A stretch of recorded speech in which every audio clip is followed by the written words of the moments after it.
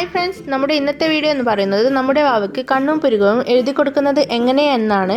നമ്മുടെ ഈ ചാനൽ ഇന്ന് ആദ്യമായി സ്റ്റാർട്ട് ചെയ്യുന്നതാണ്. അപ്പോൾ നമ്മുടെ ഈ കുഞ്ഞു ചാനലിൽ ഇഷാൻ ബേബിയുടെ കുഞ്ഞു വിശേഷങ്ങളൊക്കെ ആയിട്ടായിരിക്കും.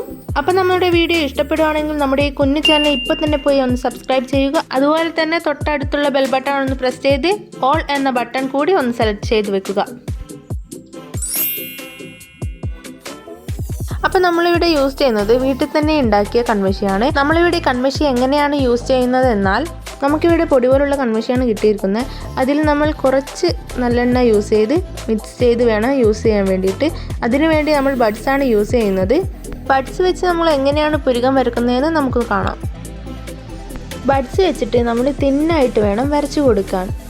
നമ്മൾ തിന്നായിട്ട് വരച്ചു കൊടുക്കുമ്പോഴാണ് കാണാൻ കൂടുതൽ ഭംഗിയുണ്ടാവുക. രണ്ട് പുരുകവും നമ്മൾ ഒരുപോലെ വേണം വരച്ചു കൊടുക്കാൻ വേണ്ടിയിട്ട്.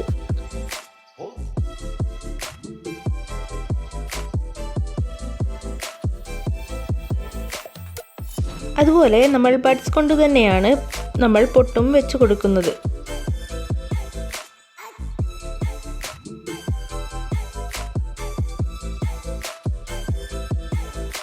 അതുപോലെ നമ്മൾ കണ്ണെഴുതുന്നത് ഐലൈനറുടെ ബ്രഷ് ഉപയോഗിച്ചാണ്.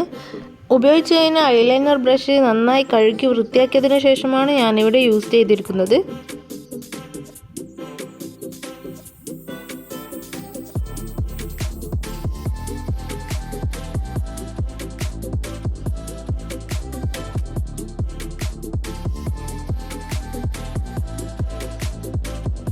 അതുപോലെ പൗഡർ ഞാൻ ഹിമാലയൻ പ്രൊഡക്റ്റാണ് യൂസ് ചെയ്യുന്നത്.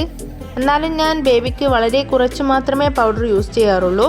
കൺമഷി ഇട്ടത് സ്പ്രെഡ് ആവാതിരിക്കാൻ വേണ്ടി മാത്രം നമ്മൾ പൗഡർ യൂസ് ചെയ്യുക.